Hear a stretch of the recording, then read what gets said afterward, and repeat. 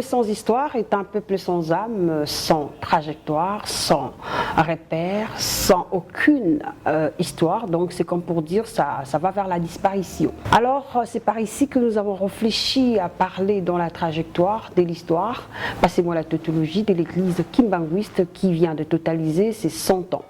Donc ils ont fêté le 6 avril dernier l'ère centenaire. C'était donc la vision de Papa Simo Kimbangu qui a milité justement pour laisser une progéniture dans le milieu religieux. Alors avant toutefois de recevoir notre invité qui est donc le petit-fils de Papa Simo Kimbangu, il est donc de la généalogie de Papa Charles Kisolo Kele. Avant tout, prenons le portrait de Papa Simo Kimbangu qui a milité justement pour laisser une histoire dans l'homme noir. Suivez, à tout à l'heure.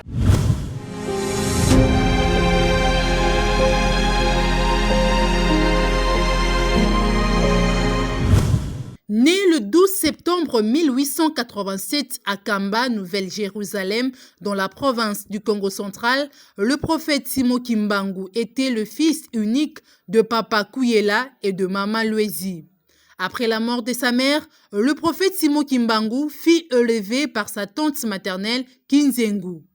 Le 17 mai 1894, à l'âge de 7 ans, un missionnaire belge prononce une bénédiction sur Simo Kimbangu et lui donne un canif et un collier destinés à sa tante maternelle Kinzengu. Marié à Marie Mwilou, le prophète Simo Kimbangu a eu 3 enfants, Papa Kisolo Kele, Dialungana et Diangenda. Simo Kimbangu est le premier prophète congolais qui a sacrifié sa vie pour la cause spirituelle. Il a aussi lutté contre la colonisation. Tout au long de sa jeunesse, le prophète Simo Kimbangu était pieux, sage et la grâce de Dieu était en lui. Il a opéré des miracles parmi lesquels il a transformé une plume d'oiseau en oiseau, il a purifié une amande de palmiste pourrue. Étant une personne mystérieuse dont le fondement se trouve dans le livre de Jean 15, 28, l'histoire du prophète Simo Kimbangu tire ses origines au royaume Congo, actuel Congo central, posé sur 2 pouvoirs, religieux et politiques. Le 2 juillet 1706, Kimpamvita prophétise sur l'avènement de Simo Kimbangu. Simo Kimbangu ne voulait pas servir Dieu, il sentait indigne d'être serviteur de Dieu. Il a abandonné l'appel de Dieu pour venir à Kinshasa chercher de l'emploi. Comme fut le cas de Jonas, qui a renoncé à sa mission pour libérer le peuple de Ninive. Simo Kimbangu se lance dans le commerce de la vente des chikwang à Kinshasa, mais il ne trouva gain de cause. Il décide de retourner au village pour accomplir la mission divine. Le 6 avril 1921, Simo Kimbangu débute l'œuvre de Dieu en public en opérant également son premier miracle où il a guéri une femme souffrant d'une maladie chronique à Ngombe-Kintsuka au Congo central. Le 10 septembre de la même année, le prophète Simo Kimbangu annonce des grandes révélations sur l'avenir de l'Afrique, de l'Europe, de l'Asie, de l'Amérique, plus particulièrement de la République démocratique du Congo. Durant son incarcération, son épouse Marie Mwilou en a assuré la relève jusqu'à sa mort. Après le décès de Marie Mwilou, ce sont ses enfants qui ont relevé les flambeaux jusqu'à nos jours. Au total, il y a de cela 6 générations. Baptisé le même jour que sa femme, le jour de leur mariage nuptial, le prophète Simo Kimbangu est décédé le 19 octobre 1951 à Elisabethville, actuelle Lubumbashi.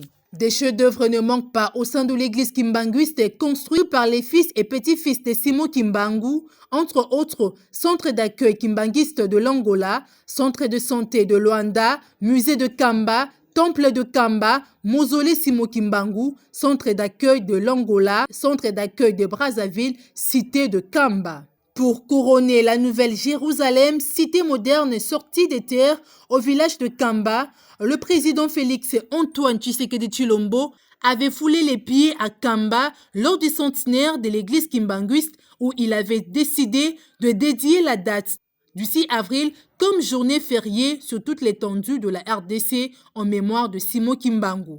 Plusieurs petits-fils de Simo Kimbangu tiennent le règne de la direction spirituelle du kimbanguisme, dont Christophe Kisolokele Tousimbana nous en parle dans Trajectoire.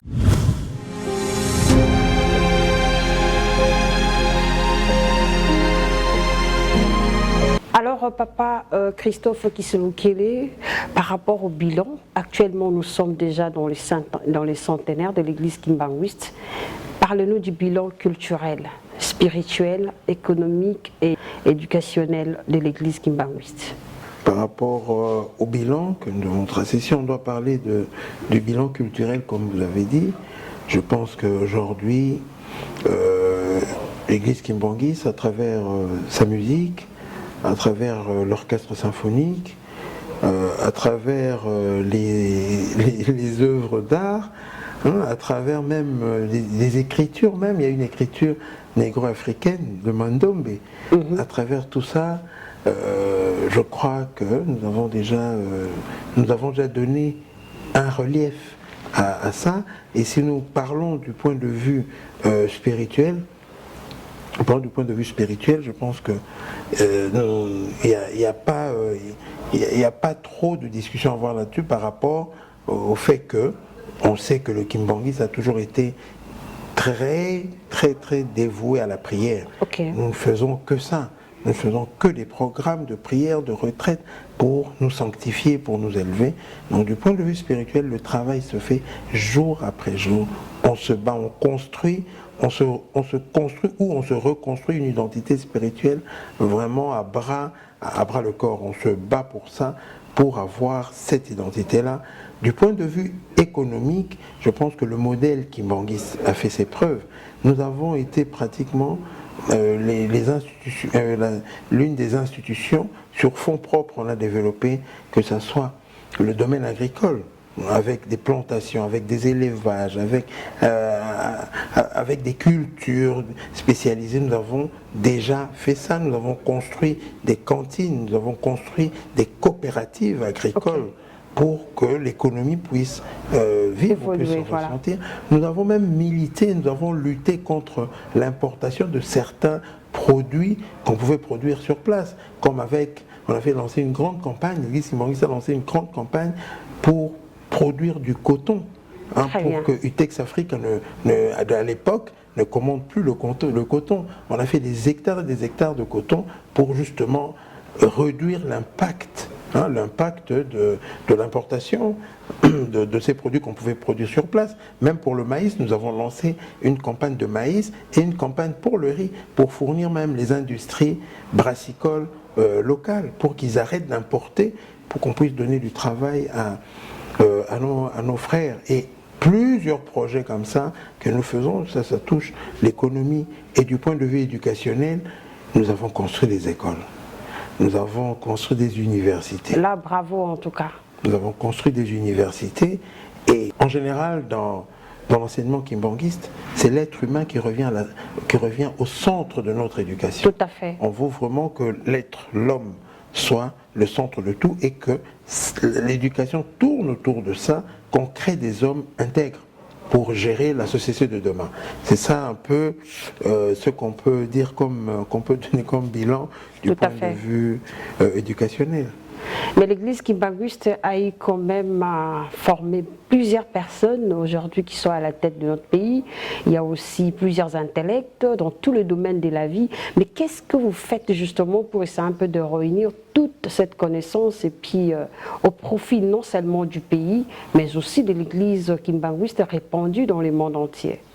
Je crois qu'un travail est en train de se faire, ou un travail se fait déjà, parce que effectivement, l'Église a envoyé des gens même en formation avec des bourses d'études. Tout à fait. Étudier ailleurs, à l'étranger, et nous avons récupéré ces gens-là, nous les avons placés dans les projets de développement et dans d'autres projets. C'est vrai que aujourd'hui, quand on regarde déjà dans le domaine de la construction, nous avons des cellules, c'est comme des sociétés qui sont là où on retrouve toutes les spécialités. Il y a des ingénieurs en électricité, il y a des ingénieurs en plomberie, il y a tous les corps de métier. Nous les regroupons ensemble pour diriger des projets. Donc nous récupérons cette masse d'intellect, on les met ensemble. Nous les mettons ensemble et puis on leur demande de produire des projets. Donc c'est déjà ça, notre contribution pour amener un peu cette intelligentsia pour œuvrer et pour l'Église et pour la communauté, pour la société. À quand une entreprise kimbanguiste? Parce que c'est possible. Ça existe déjà, les entreprises kimbanguistes. Mais ces entreprises ne portent pas l'étiquette de l'Église kimbanguiste pour la simple raison. C'est ça le problème. Que la première mission de l'Église, c'est l'évangélisation, c'est d'éduquer la masse, les ramener vers Dieu. Et les entreprises dont on parle là, ce sont des entreprises généralement qui gravitent, qui ont été créées autour de la fondation Charles Kisolokele. Nous avons créé une plateforme, nous regroupons toutes les entreprises qui sont créées par les kimbanguistes, qui sont l'émanation des activités de l'Église kimbanguiste. Nous avons regroupé ces activités-là autour de la fondation et nous essayons de les accompagner pour que ces entreprises-là puissent avancer, des sortes de start-up, d'incubateurs en fait. Okay. C'est ce que nous faisons. Vous êtes également président de sa fondation avec vos membres des familles. Comment ça se passe déjà? La fondation Charles Kisolokele, qui porte le nom de mon père, a été créée en réponse à certaines difficultés du type social que nous avons rencontrées.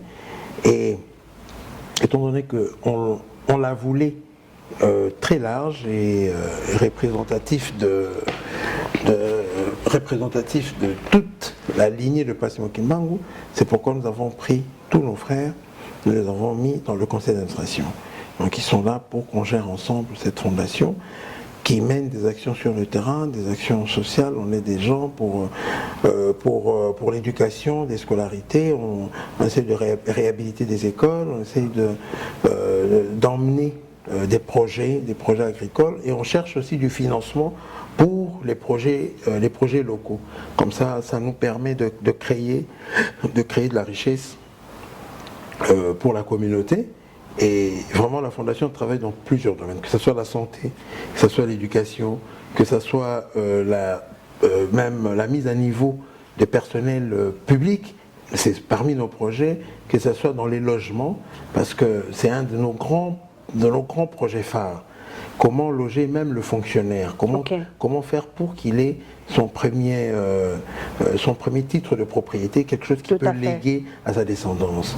De redonner de l'espoir au peuple, redonner de l'espoir à tous ceux qui nous approchent. Ça, c'est la mission et c'est ça vraiment les réalisations de la Fondation Charles Kisolokele.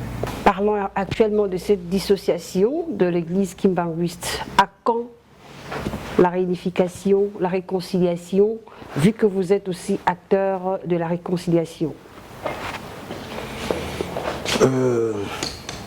C'est un sujet qui nous préoccupe énormément.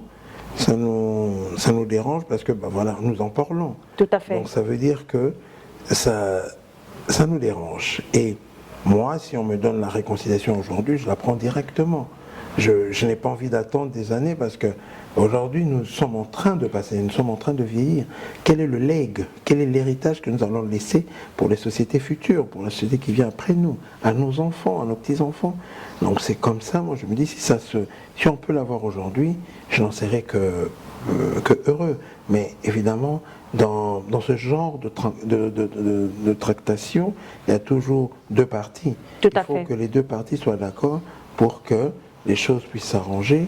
Et jusque-là, nous militons depuis 2002. Depuis que l'Église a connu ces problèmes, nous avons commencé à militer pour que le sang de Papa Simon Kimbangu, que la descendance de Papa Simon Kimbangu se remette ensemble.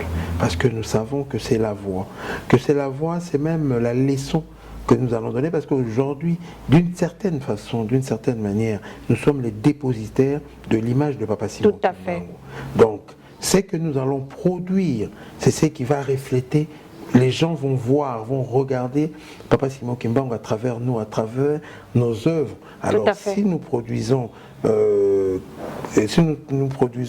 la dislocation de l'Église, la séparation, l'antagonisme, c'est comme ça que les gens percevront Papa Simon Kimbangu. Donc, moi, mon souci, mon grand souci, et notre souci à tous qui aspirons pour la paix, c'est que le sang de Papa Simon Kimbangu, la descendance de Papa Simon Kimbangu, puisse se remettre ensemble. Non seulement le sang, nous parlerons aussi des valeurs éthiques par rapport à sa vision qu'il a eue auprès de Dieu. Mais c'est plus facile de défendre. C'est plus facile de défendre les valeurs, l'éthique même de Papa Simon Kimbangu. C'est plus facile à défendre si nous sommes ensemble. On dit toujours que l'union fait la force. C'est pourquoi nous militons pour ça. Nous voulons que ça vienne le plus tôt possible. Si, non, on demande, on prie. Nous sommes croyants, nous sommes chrétiens. Nous croyons en Dieu. On prie tous les jours pour que cela puisse se faire. D'ailleurs, chez les kimbanguistes, même dans l'espace 26 ou l'espace Monkoto, comme vous dites, tout à fait. Nous leur avons donné une recommandation. Nous leur avons dit ceci. Nous leur avons dit, à chaque fois que vous ferez votre prière, que vous allez demander quelque chose à Dieu, même quand vous viendrez nous voir pour les problèmes XY, je dis, quand vous avez un problème, dites que vous avez deux problèmes. Et le premier problème serait, papa, nous voulons que vous soyez ensemble. Unissez-vous et puis vous posez votre problème. Si vous avez deux problèmes, dites que vous avez trois problèmes, ainsi de suite, pour que ce sujet-là puisse rester d'actualité, pour que les gens, pour que nous, déjà nous les acteurs, et eux-mêmes se sentent dans l'obligation d'aller vers cette réunification-là. Il y a même certaines personnes qui disent que vous êtes en train de tuer l'histoire de Kamba, qui est une ville sainte, une nouvelle Jérusalem, si vous voulez. À cause de la séparation, tout à fait. Je suis parfaitement d'accord, mais on ne peut pas parler nous ne pouvons pas parler de Nkamba sans parler de Papa Simon Kimbangu, parce que Nkamba, c'est l'émanation de Papa Simon Kimbangu. Nkamba n'existait pas avant Papa Simon Kimbangu. Donc, nous dire que nous sommes en train de diluer la puissance, la force d'un Nkamba, non, nous sommes en train carrément de diluer la puissance, la force de Papa Simon Kimbangu. Du moins, ce qu'il représente. Tout à fait. Et notre combat, c'est pourquoi nous nous battons pour cette cause. Nous nous battons pour la vérité, nous nous battons pour que soit reconstitué ce corps immatériel de Papa Simon Kimbangu à travers nous. Et la réunification, c'est ce qui va nous mener vers là. Ça me sera beaucoup plus facile aujourd'hui de donner un conseil, de prêcher, parce que je saurai que nous sommes ensemble, que maintenant. Aujourd'hui, je ne peux pas recommander à quelqu'un qui s'est séparé de sa famille, ou bien de sa femme, ou bien qui se sont séparés. Tout à fait. Je ne pourrais pas leur dire, mais remettez-vous ensemble. Ils vont me dire, mais vous-même, remettez-vous ensemble. Mais je n'ai pas cette force, je n'ai pas cette conviction de transmettre des valeurs que je n'arrive pas moi-même à m'appliquer à moi. Restons toujours dans les mêmes cas. Vous êtes sans ignorer qu'au niveau de Kamba, à l'époque, il se faisait des miracles. Il y a des personnes qui quittaient l'Europe, l'Asie, l'Amérique, l'Afrique même, et puis la RDC justement, Kinshasa, dans d'autres provinces, pour visiter Kamba et puis être guéris. Est-ce que vous pouvez nous faire ce parallélisme lorsque vous étiez unis et maintenant, quel est le résultat de Kamba 100 ans après? Je crois que tout à l'heure, je vous ai dit, ce qui faisait de Kamba une ville spéciale, ce n'est pas la terre, mais c'est Papa Simon Kimbangu, c'est l'esprit. Tout à fait. Et ce qui faisait que les gens venaient trouver la guérison, c'est l'esprit, c'est le spirituel, c'est la foi. Si vous me dites aujourd'hui qu'il n'y a personne qui va à Kamba qui trouve une solution, je ne vous croirais pas. Il y en a qui... C'est juste une question, vous avez la réponse en fait. Je vous explique, Tout à fait. Il y en a qui vont à Kamba par la foi, trouvent la guérison, comme il y en a qui vont... Ce sont des innocents en fait. Qui ne vont pas à Kamba, qui vont simplement nous voir à Monkoto et qui trouvent la solution de leurs problèmes. Donc, Papa Simon Kimbangu aujourd'hui, on va considérer que Dieu agit par ce nom-là et que ce nom-là on ne peut pas le circonscrire dans un endroit. Il est partout. Parlez-nous à présent de Congo Diantotila. Une récapitulation et quelles sont les nouvelles? Congo Diantotila, ça veut dire c'est la terre d'origine. Là, nous parlons d'un espace de vie, d'un royaume ou d'un empire qui a jeté les bases sur les structures de l'humanité en fait, les premiers royaumes, les premiers empires. Et nous parlons de cet espace-là, Congo, qui comprend l'Angola, le Congo-Brazzaville, le Gabon, la RDC, c'est tout ça qu'on appelle le Congo Diantotila. Okay. Et dont la capitale était Mbanza Congo, dans l'actuel Angola. C'est ça ce royaume-là, c'est un royaume c'est un royaume qui a existé, mais aujourd'hui qui est mythique en fait. C'est un mythe, il y a un mythe autour de ce royaume-là, et c'est vraiment les bases, hein, c'est ce royaume-là qui a jeté les bases pour tout ce qui est venu après comme organisation, que ce soit gestion de la cité, que ce soit gestion des grands espaces. Okay. Ça part de Congo Diatoti là. On progresse dans notre émission Trajectoire. À présent, nous allons discuter sur cette image, en fait, l'image de Papa Simon Kimbangu, qui actuellement les gens comprennent que c'était bien un envoyé pour libérer en fait, l'esprit des Noirs. D'autres personnes, quand on parle de Noirs, ils sont en train de mal comprendre en fait. C'est en termes de la valeur ou alors des vertus que Dieu a données à l'homme noir, ou c'est en termes de fétiche de l'homme noir? Je pense que cette libération-là, d'abord, ce n'est pas rattaché forcément au fétiche, ou ce n'est pas rattaché forcément à des valeurs perdues de l'homme noir. Non, c'est plus grand que ça. Hein, plus grand que ça dans le sens que Dieu a voulu rééquilibrer. Déjà, je vous reprends quand vous me dites que Papa Simon Kimbangu est venu pour les Noirs, c'est faux. Papa Simon Kimbangu a toujours dit qu'il est venu pour l'humanité. Mais il ne peut pas venir. Il y a une particularité aussi dans la mission, en fait. Oui, c'est normal. Par rapport à sa race. Oui, je dis qu'il dit lui-même qu'il est venu pour l'humanité. Il n'est pas venu pour le noir. Mais j'ai dit tout à l'heure, sa première mission, c'était de relever le noir. Pourquoi? Quand on vient dans un espace, il faut, pour rééquilibrer les choses, ce qui est en bas doit monter. Le noir était tout au bas de l'échelle, il fallait le remonter pour qu'il devienne l'égal de toutes les autres races, pour que lui puisse agir sur l'humanité tout entière. Donc cette démarche-là n'est pas simplement, ça ne touche pas simplement les acquis ou les préacquis de l'homme noir, mais ça touche l'homme noir en général dans tous ses aspects, dans toutes ses formes, dont la réhabilitation spirituelle qui est la sœur puinée de tout le reste.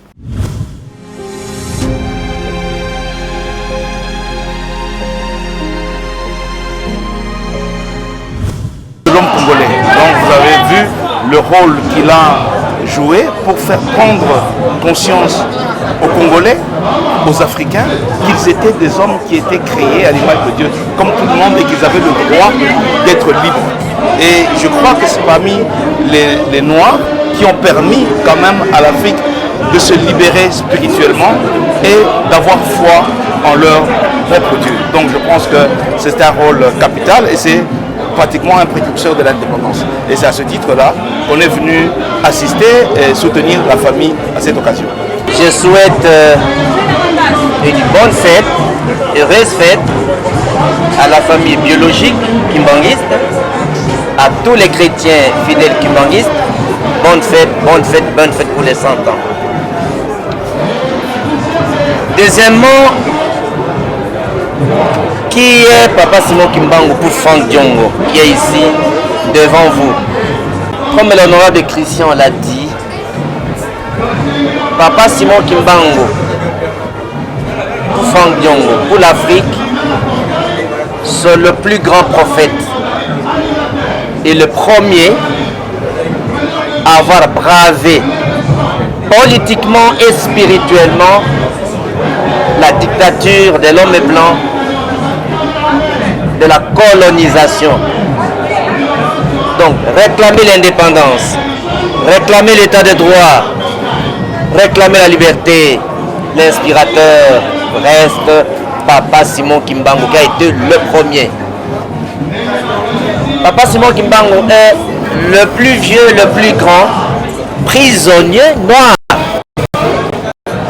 La recherche que je menais, je n'ai pas encore vu un noir qui a fait 30 ans de prison.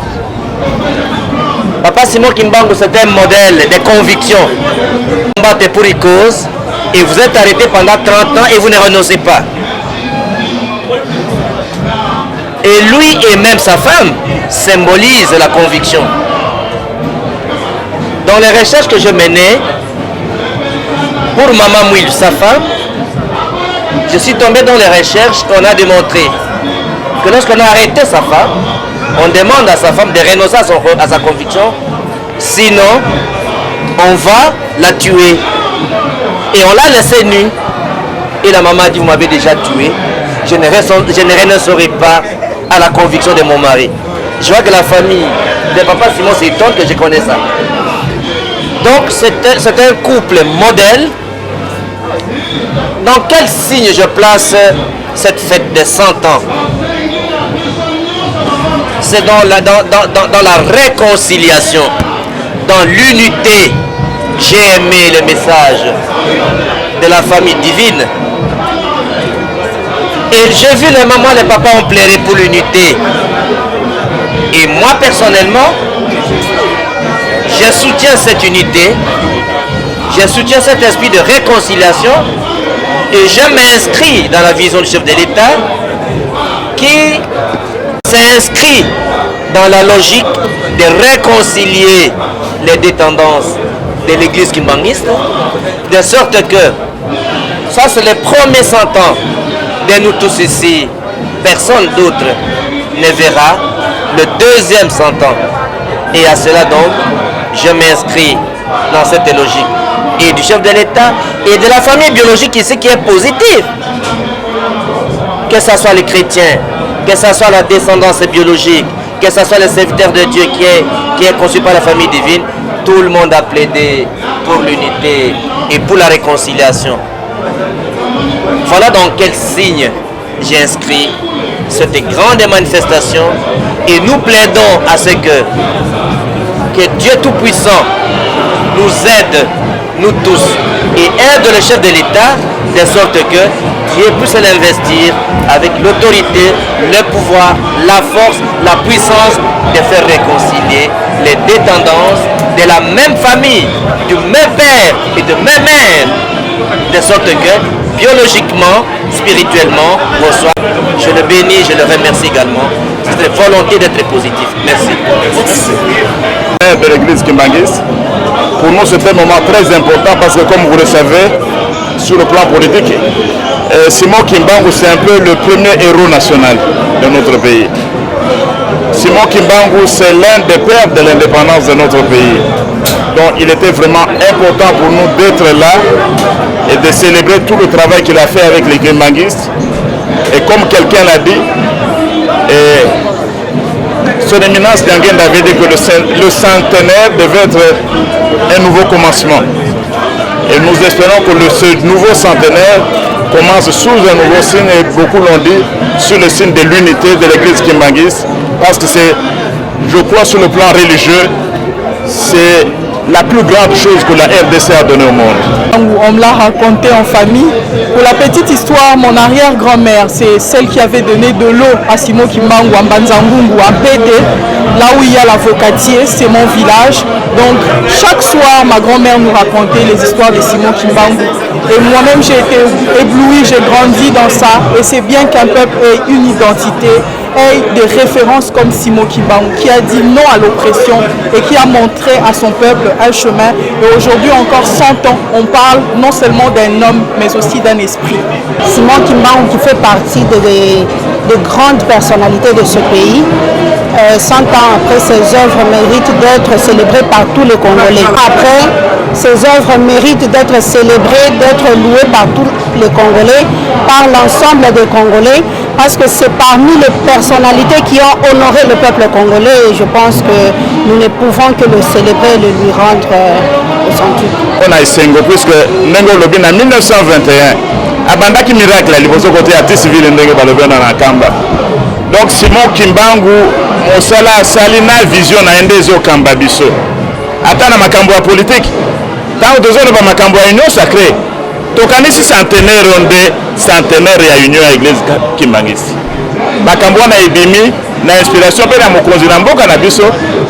Azuma ile wana kaka na épée ata Simon Kimbangu bato nyonso bakoma esika moko. Centenaire tozali ko banda. Ezali centenaire ya unification. Union sacrée biso to bande na politique. Ezali bato nyonso bakoma esika moko église oyo ekoma esika moko ba père spirituel na bango nyonso bakimangisi nyonso bakoma libonga donc base la famille moko pour être mboka ikende liboso puisque nati na lobi eloko monene na makambo ya religion mboka oyo epesi na Afrique epesi na mokili mobimba eloko ya koleka Simon Kimbangu ezali te parce qu'il y a des prophètes, des Nzamba sololaki na ye. Donc c'est ça l'église au ebandi na Congo. Une œuvre en tout cas extraordinaire pour les kimbanguistes. Nous totalisons aujourd'hui 100 ans. 100 ans de kimbanguisme, c'est extraordinaire. C'est vraiment extraordinaire. Donc on est là, on a reçu des députés, on a reçu quelques ministres, on a reçu beaucoup de monde aujourd'hui et nous en sommes vraiment très contents. Et c'est une journée vraiment mémorable. 100 ans, c'est pas donné à tout le monde. 100 ans, c'est vraiment... je ne sais pas quoi dire, je suis vraiment émerveillée, je suis vraiment très joyeuse aujourd'hui. Bakimbangiste, donc ça a 200 ans de tout ce que vous avez dans mon pays. Donc, les dates moko ya munene les appels sont makasi pour na biso bakimbangiste. Donc 100 ans et ça le ko sakana na ngote. Les appels extraordinaire dans notre le français, les appels date moko mémorable. Donc yambi ba konzi, to yambi ba député, to yambi ba ministre, baza ba pe baza na esengo makasi roya pour fêter na biso. Et là, moi, car à te regretter, même famille sainte, ezali non de réconcilier. Donc, c'est un caca, réconciliation, réconciliation et réconciliation. Merci beaucoup.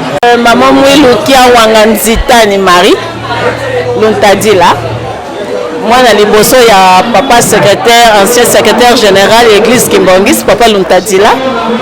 Donc, Nandenge, Boyokaka histoire, Nandenge Basara théâtre.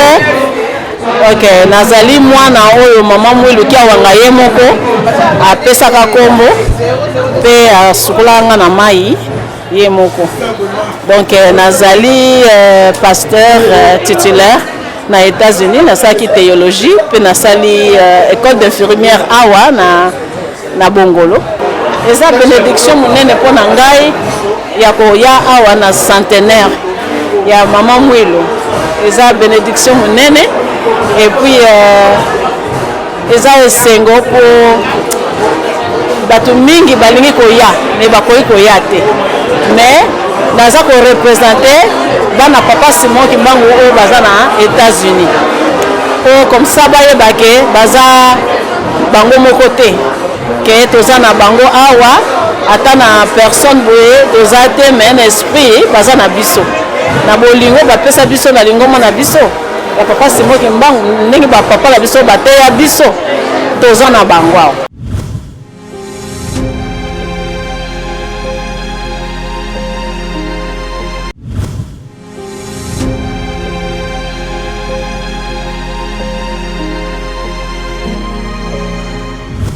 Est-ce qu'il y a eu dissemblance de vertu entre papa Simon Kimbangu et son premier fils qui fit votre papa, Charles Kisolo Kede?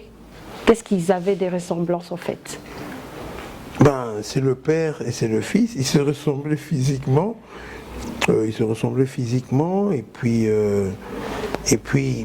papa Kisolo Kede aussi, il faut dire qu'il a participé activement dans la mission de son père, parce qu'on nous a toujours dit que papa Simon Kimbangu le prenait et partait avec lui.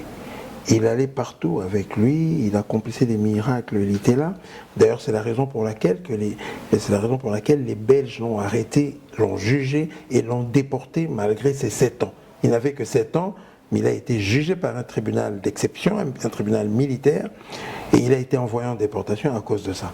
Voyons quelques photos en illustration, il y a des figures des personnes de la progéniture de papa Simon Kimbangu, mais pourquoi vous n'avez pas mis des noms et puis n'est-ce pas peut-être des places pour que les autres, quand ils vont venir, soit des blancs, soit des Africains qui vont passer par ici pour comprendre sans être expliqués? Non, c'est juste une étape, hein. Simplement d'abord la mission, le message c'était destiné aux Kimbanguistes et les Kimbanguistes nous connaissent généralement. Donc le message était destiné aux Kimbanguistes. C'est un enseignement aussi pour leur dire que malgré tout ce qui se passe, la descendance de papa Simon Kimbangu, collectivement dans l'imaginaire collectif, doit rester absolument unie. Et vous nous avez suggéré quand vous avez vu justement avec votre suggestion, Tout à fait. nous allons mettre des noms, des plaques pour que les gens puissent citer nommément les gens. Ils sauront à qui ils ont affaire quand ils verront la photo. Lors des investigations pendant le centenaire, nous avons compris que l'église kimbanguiste, en plus des archivistes. Les archives, c'est important, c'est l'histoire. Hein, on essaye de conserver des morceaux d'histoire pour que ça nous serve de repère pour l'avenir. En début d'émission, vous avez dit un peuple qui n'a pas d'histoire, c'est un peuple qui est voué à la disparition. Tout à fait. Et moi, je n'ai pas envie de disparaître. Je n'ai pas envie que mes enfants, mes petits-enfants, mes arrière-petits-enfants, les futurs petits Christophe de l'avenir n'aient pas de repère, qu'ils ne sachent pas qui était leur arrière-grand-père. Je voudrais léguer la connaissance. Voilà. Hein, je voudrais léguer la connaissance pour les générations futures, que ce soit pour ma propre génération à moi ou que ce soit pour l'humanité entière.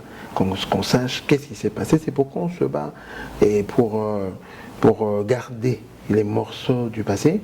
D'ailleurs, c'est dans ce but-là qu'il y a un musée qui a été inauguré en Kamba. Tout à fait. Hein, en Kamba, on allait en parler, mais on en parle déjà. C'est ça. Et on a rajouté un musée pour conserver l'histoire. Quelle différence faites-vous entre kimbanguiste rituel et kimbanguiste philosophique pour mieux situer toute personne en fait?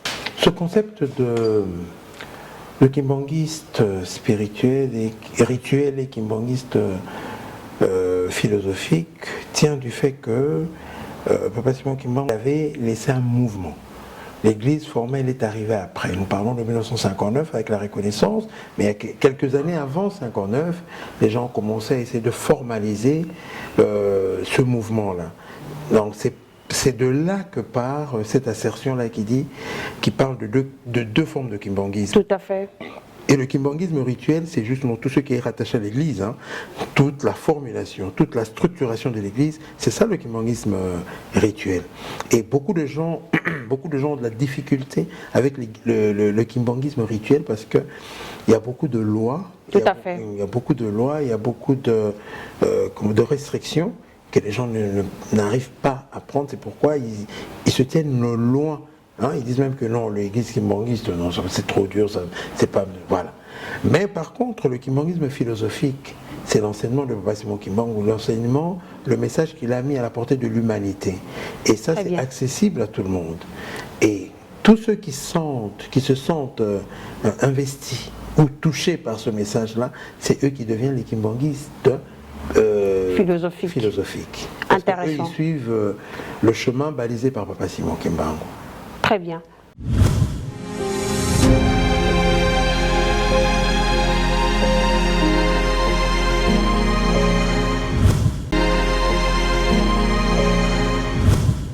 Voilà, c'est comme pour dire Papa Simon Kimbangu était genre modèle et ensuite on suivait juste ses traces. Alors parlons de Papa Simon Kimbangu emprisonné.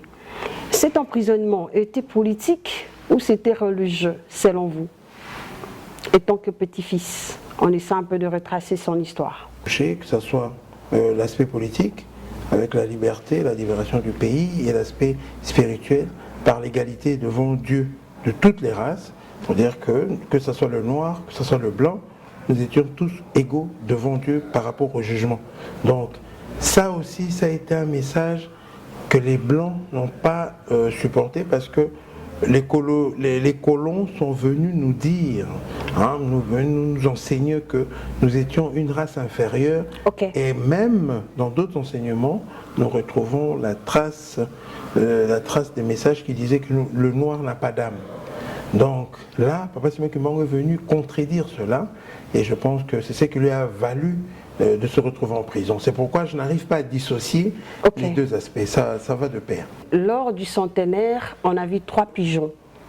D'où sont venus ces pigeons et quel a été leur rôle? Comme on vous l'a dit tout à l'heure, la manifestation, le programme était strictement spirituel. Les 3 pigeons représentaient les colombes pour la paix, les 3 personnes en Dieu, que nous avons voulu exprimer par le lâcher de pigeons. Et ces pigeons-là, ce sont des pigeons simplement qu'on élève, que nous avons voulu offrir en cette journée, la symbolique, une symbolique d'union, une symbolique d'élévation. C'est pourquoi nous avons utilisé les 3 pigeons. Donc ça n'a rien, ça n'a pas d'autre connotation en fait, en dehors de vos explications. Non, non, c'est la paix simplement. La paix, la concorde.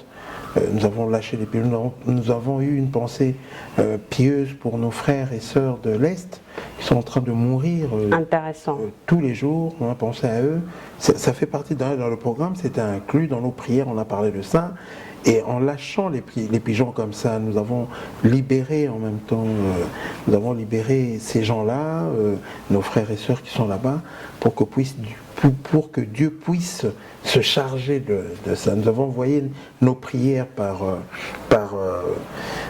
cet exemple ou bien par ce geste. D'autres personnes disent que l'église kimbanguiste sont racistes. Est-ce vrai? Vous travaillez avec d'autres personnes ou pas? L'église kimbanguiste, je parle de société, hein, c'est une société très ouverte et ouverte à tous, à tout le monde. Nous ne sommes pas racistes. Demander qu'il y ait une égalité de race, c'est pas être raciste, au contraire. Nous voulons l'équilibre, nous voulons que tout le monde puisse se regarder en face et que tout le monde puisse parler avec une certaine dignité, hein, qu'on soit égaux devant Dieu. Nous prônons ça, nous ne sommes pas racistes, nous ne régentons pas les autres races, mais c'est l'homme noir qui est aujourd'hui au fond du puits, c'est l'homme noir que nous voulons relever pour qu'il arrive au même niveau que toutes les autres races, pour qu'il puisse travailler dans la paix, dans la concorde. Sinon, s'il y a inégalité, ça sera toujours une preuve de force, ils vont toujours nous écraser. Comment veux-tu quelqu'un qui croit, qui prie Dieu, et qui soit inférieur à un autre homme que Dieu a créé comme lui? Ça n'a pas de sens. Nous nous battons pour l'égalité des chances, pour l'égalité des races, hein, pour l'égalité de messages. Nous nous battons pour ça, nous ne sommes pas racistes. Dans notre course, on a discuté avec vous seulement, on n'a pas entendu la place de la femme. Maman Mouilou, c'est une femme qui a beaucoup travaillé lors de la mort de son mari, non seulement sa mort, mais pendant qu'ils étaient ensemble. Qu'est-ce que la femme représente dans l'église kimbanguiste? Quand nous parlons de la femme au sein de l'église kimbanguiste, notre référence ultime, c'est Maman Mouilou. Et Maman Mouilou, l'exception, ce qu'elle a d'exceptionnel, c'est qu'elle est l'une des rares chefs d'église, hein, l'une des rares femmes à gérer une église, parce qu'elle a géré l'église kimbanguiste de 1921 jusqu'à 1959.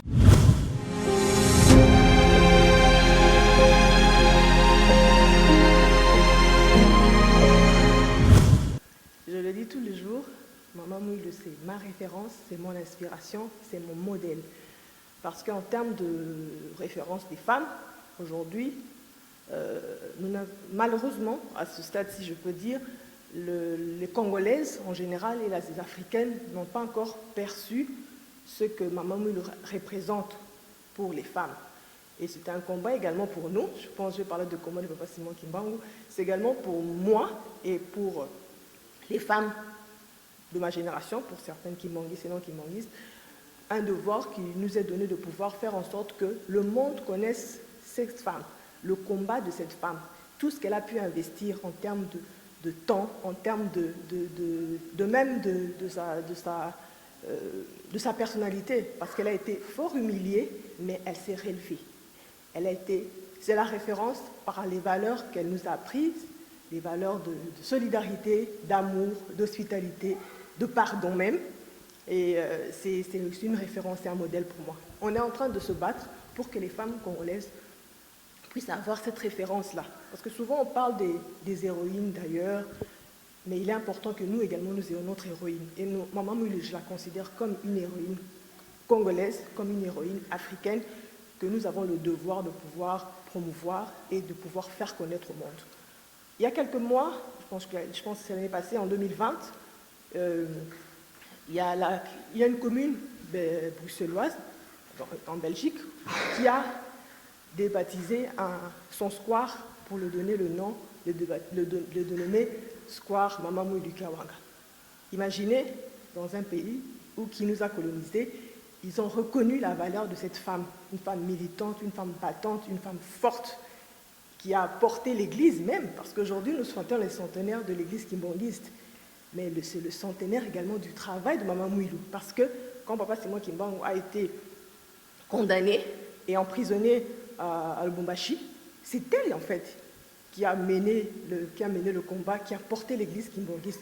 À l'époque, ce n'était pas encore une église, c'était en fait un courant, le courant kimbangiste et tout ça, et un mouvement même, le même mouvement kimbangiste, mais c'est elle qui a porté le mouvement jusqu'à faire en sorte que ce mouvement devienne église kimbangiste, parce que c'est en 1959 que l'église a connu sa reconnaissance officielle, a été reconnue comme une église légalement, et c'est quelques mois juste après qu'elle nous ait quittés. Donc c'est un combat d'une femme forte, d'une femme militante, d'une femme leader.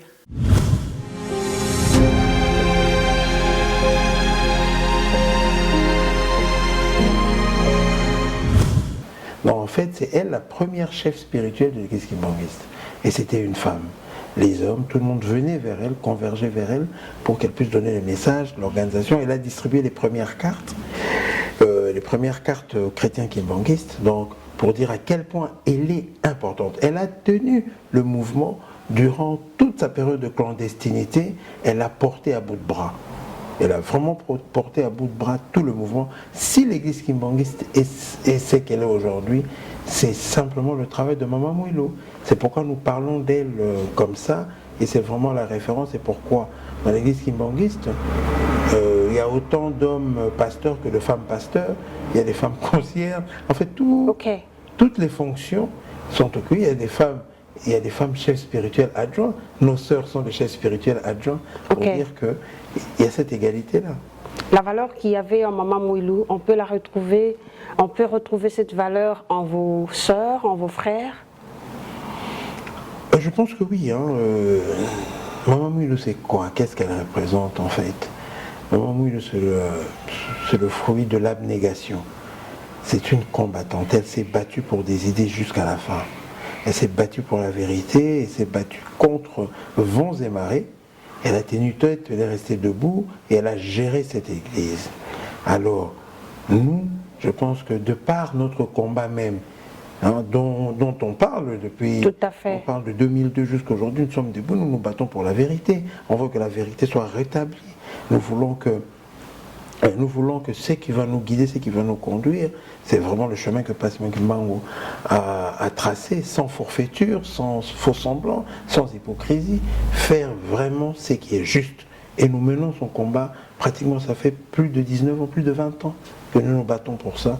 Et je pense que pour ça, je jette des fleurs à mes frères qui n'ont pas changé d'un iota leur position malgré les années qui passent. Et oui, c'était avec un grand plaisir, fidèles téléspectateurs, que nous avons animé pour vous cette émission. Nous remercions notre invité d'être venu, mais sinon un conseil à tous les visionnaires qui baissent le bras, à toutes les femmes qui accompagnent des visionnaires et à toutes femmes visionnaires qui ne veulent pas emboîter les pas de Papa Simon Kimbangu par rapport à la lutte. Je pense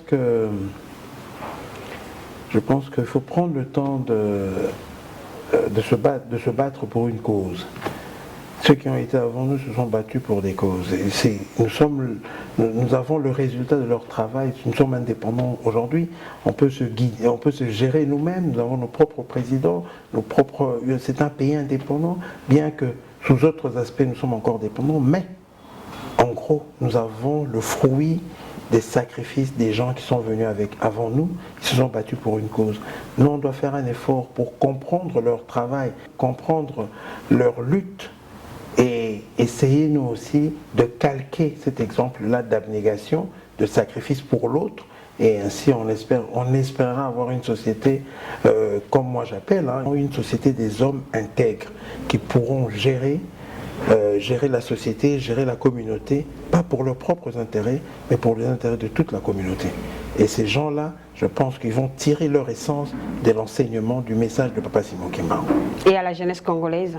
À la jeunesse congolaise, nous vous recommandons de lire. Lisez, apprenez, développez-vous, c'est important. Parce que demain, vous serez confronté à des gens, à des personnes qui vont essayer de vous inculquer les mauvaises manières, la mauvaise culture. Prenez le temps de comprendre, de saisir les moments, votre culture, les enseignements de nos ancêtres, ceux qui nous ont légués. Apprenez à maîtriser ça pour que demain, vous soyez outillés pour mener le combat contre le monde entier. Parce que les gens vont se battre contre votre liberté, ils vont se battre contre votre émancipation, mais si vous avez de quoi, vous avez le bagage pour vous battre, ils auront peur de vous. C'est comme ça qu'ils vont vous respecter. La jeunesse d'aujourd'hui, c'est l'avenir de demain. Donc nous comptons sur cette jeunesse-là pour perpétuer la vision de Papa Simon Kimbangu, son sens du sacrifice. Il faut qu'il y ait des gens qui se sacrifient pour ce pays. Il faut qu'il y ait des gens qui continuent à se sacrifier pour la communauté, parce que sans cela, notre société risque d'être colonisée à nouveau. Donc, nous comptons sur cette jeunesse-là. Merci beaucoup à tous.